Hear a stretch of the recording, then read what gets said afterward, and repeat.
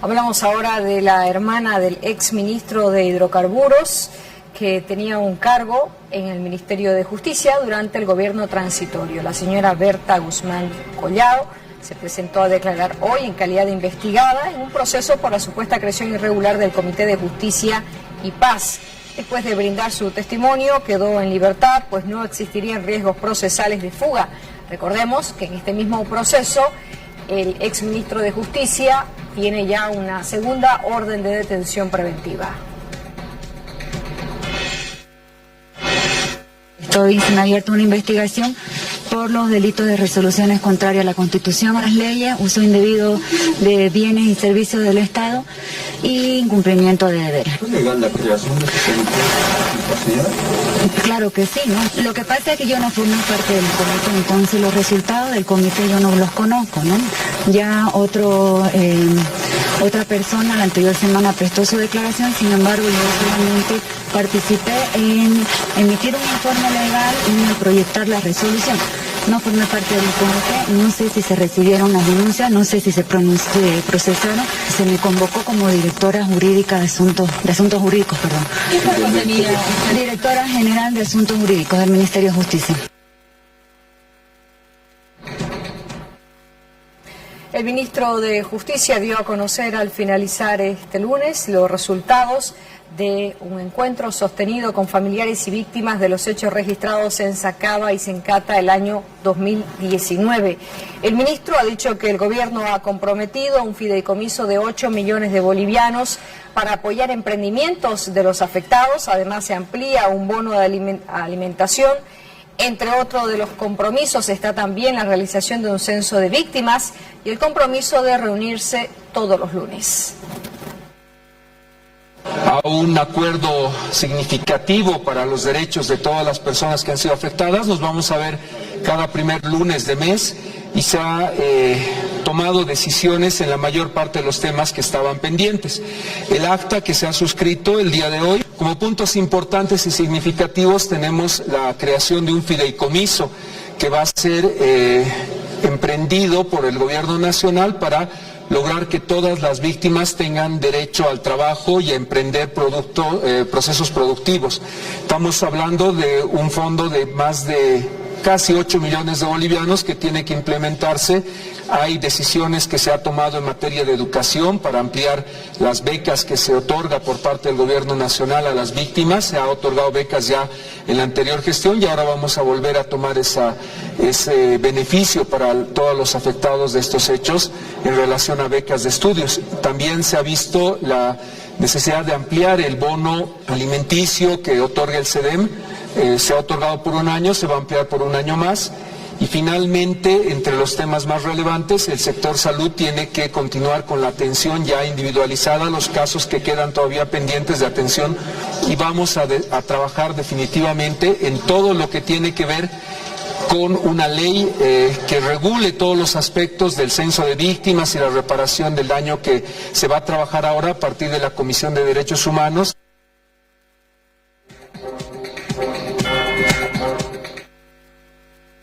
A otros temas, porque el ex ministro de la Presidencia, Yerko Núñez, sobre quien pesa órdenes de aprehensión y cuyo paradero es desconocido, continúa activo en redes sociales y justamente hoy, en horas de la tarde, publicó estas fotografías que tienen que ver con la señora Gabriela Zapata, que logró su libertad condicional después de haber cumplido la mitad más uno de su condena de 10 años en el caso Campse. Yerko Núñez aparece en redes sociales y lo hace para tuitear lo siguiente. Dice a la exnovia de Evo Morales, ya le llegó la Navidad y la goza saltando de alegría en su hacienda en Cochabamba, dice Yerko Núñez al hablar acerca de Gabriela Zapata, quien, reitero, ha salido de la cárcel bajo libertad condicional después de haber cumplido la mitad más un día de su condena, haber presentado además, según lo expuesto, documentación de buena conducta, trabajo dentro de la cárcel y otros requisitos establecidos por ley.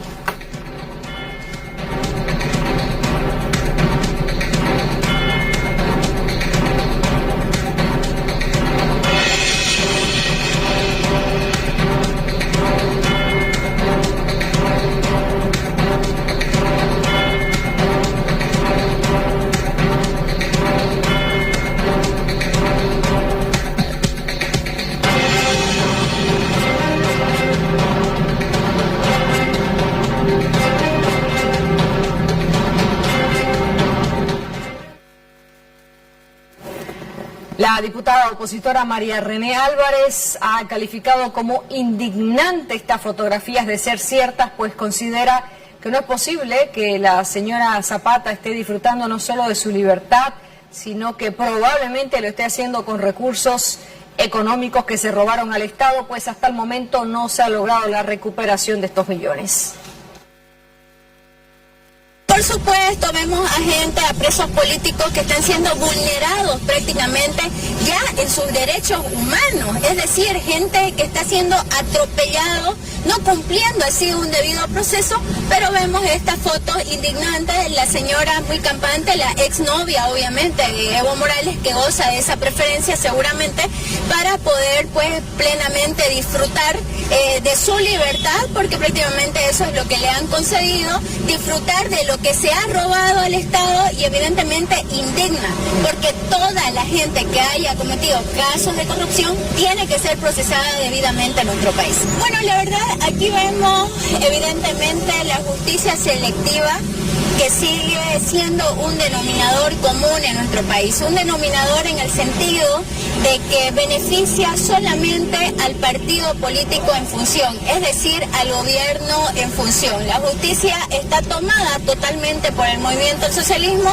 y claro ejemplo es lo que vemos en la situación de la señora Gabriela Zapata, una señora que ha estafado, que ha robado a nuestro país, que ha hecho uso indebido de un dinero que no le pertenecía y que lamentablemente procesos como el caso de Londra, que aún no tenemos ningún tipo de respuesta, y vemos obviamente el mismo proceder en el caso de los 800 ítems que ahora está en boga y es una noticia que está evidentemente calando. Hacemos una pausa y cuando retornemos, el ex viceministro y ex diputado opositor Wilson Santamaría podría también estar en las puertas de enfrentar un nuevo proceso penal. El actual gobierno señala que el ex viceministro habría solicitado equipos y armamento a la embajada americana y a la embajada británica 3 semanas antes de las elecciones generales del año 2020. Hablamos ahora de la situación en los aeropuertos después de la turbulencia registrada la semana pasada cuando el gobierno de manera intempestiva anunciaba que se suprimía Asana después de más de 50 años de servicio y se creaba Nabol. Finalmente, el lunes, el ministro de Obras Públicas ha informado que el plan de contingencia que se aplicó desde hace algunos días tendrá su fin este lunes, particularmente en Santa Cruz, donde algunos ex trabajadores de Asana resistían a la transición. Edgar Montaño ha informado este lunes en horas de la tarde sobre la firma de 90 nuevos contratos con ex trabajadores del Aeropuerto Internacional de Viru, que suman ya a 384 los técnicos que estarían garantizando las operaciones aéreas en el país. Hermano Carlos Molina, director regional de Santa Cruz de Nabol, y el hermano Alonso Flores, presidente de Controladores Aéreos de Santa Cruz, y también por John Andrés Tucher, que viene en representación de más de 90 hermanos controladores de tránsito aéreo, meteorólogos, Aeroaiz, CNS y comunicación aeronáutica. Por eso digo yo que son buenas noticias, porque el día de mañana, con esta firma de contratos, vamos a levantar el plan de contingencia también en el departamento de Santa Cruz. Por lo tanto, todos los aeropuertos de Santa Cruz, Viru, Trompillo, San Ignacio de Velasco, Camiri, Puerto Suárez, San Matías, San Javier, San José de Chiquitos, Roboré, Valle Grande y Concepción estarán operables desde el día de mañana y con su respectivo personal que siempre han trabajado. En ese entendido, Bolivia, ahora ya contamos con todos nuestros hermanos técnicos, con todos nuestros hermanos operativos en el transporte aéreo, y desde el día de mañana Santa Cruz también se levanta el plan de contingencia.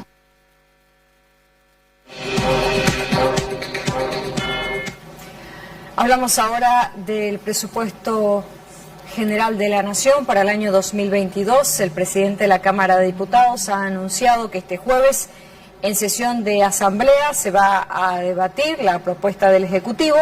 Ha adelantado que en este presupuesto enviado por el Ministerio de Economía y Finanzas Públicas se buscaría fortalecer la salud y educación el próximo año.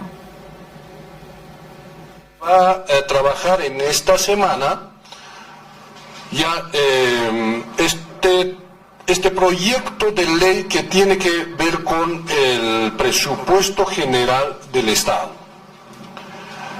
Este presupuesto general del Estado que está básicamente basada en los pilares que nos hemos trazado como gobierno. Primero, el tema de la reactivación económica de nuestro país.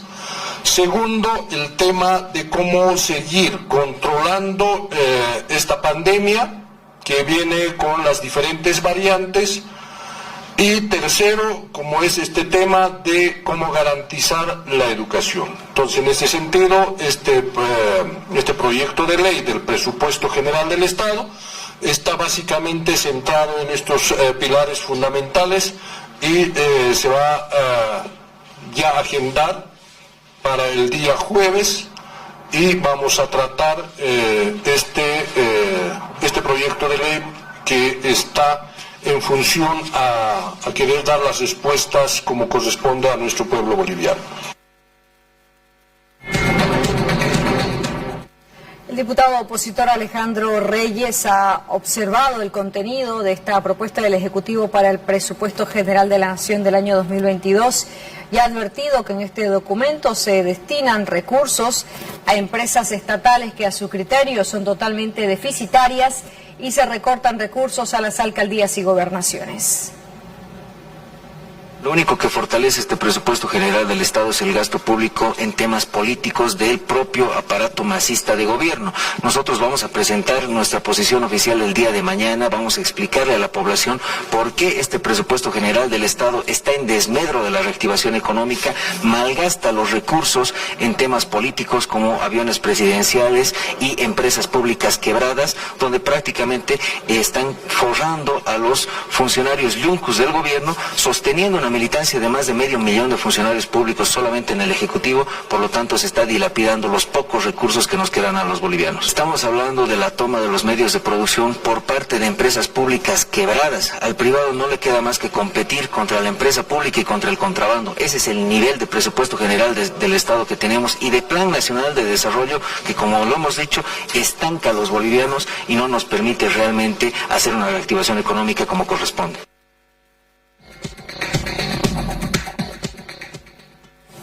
Por su parte, el diputado oficialista, presidente de la Comisión de Planificación, Omar Yucra, ha justificado el contenido de este presupuesto general del Estado para el año 2022, señalando de que en él efectivamente se destinan recursos a empresas estatales, pero dice que son empresas estatales que aportan con dinero para el pago de bonos e impuestos. Nosotros teníamos superávit entre ingresos corrientes y gastos corrientes. Siempre tuvimos superávit. Solamente había déficit por el tema de la inversión pública. Durante el gobierno de la señora Áñez, esto se volteó y hubo déficit en ingresos y gastos corrientes. Ahora estamos volviendo a dar la vuelta. Hay nuevamente ingresos corrientes por encima de los gastos corrientes, es decir, hay superávit en esa parte. Por eso es que el déficit fiscal total lo estamos bajando del 12 al 8%. ¿Dónde estamos apostando? A la inversión pública. Es que la inversión pública tiene que entender la población y sobre todo la oposición de que en los últimos años nos ha ayudado a mejorar los indicadores económicos, pero sobre todo los indicadores sociales. Esto es algo muy importante. Y dentro de esto, las empresas públicas son muy importantes porque generan gran parte de los recursos. Fíjense, en cuanto al tema de el gasto, la mayor participación está el tema del mayoreo, del upstream y lo que corresponde al resto de las empresas públicas, es decir, la generación de economía.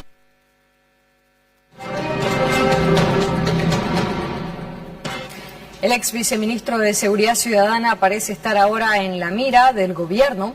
El actual viceministro de esa misma área, Roberto Ríos, ha denunciado que 2 semanas antes de las elecciones generales del año 2020, Santamaría habría solicitado equipos y armamentos a la embajada americana y a la embajada británica sin que esta sea una tuición de su viceministerio.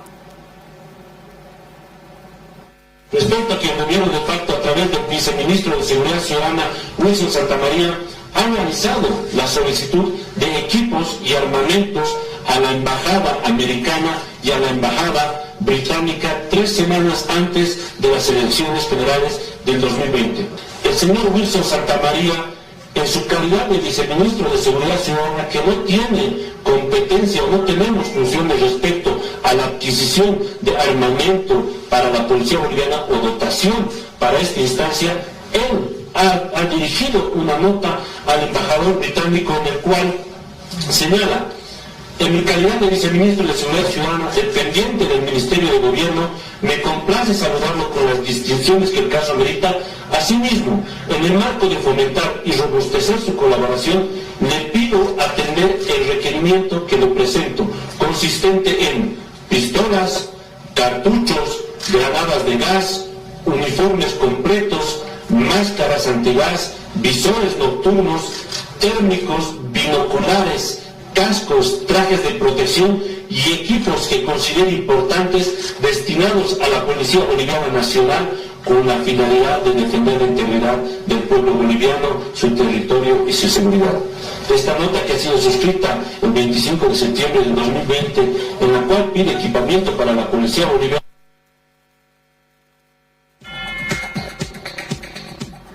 No fue lo único que dijo el viceministro de Seguridad Ciudadana, Roberto Ríos. También Wilson Santamaría tendrá que responder ahora por una denuncia de presunto daño económico al Estado. Se habría detectado supuestamente un daño de más de 1 millón de bolivianos por no realizar la firma de un contrato con Entel para los servicios de transmisión de datos de Internet para el funcionamiento de Vol 110. Lo cierto es que en los próximos días Santamaría probablemente sería citado por la Fiscalía a declarar a raíz de estas declaraciones.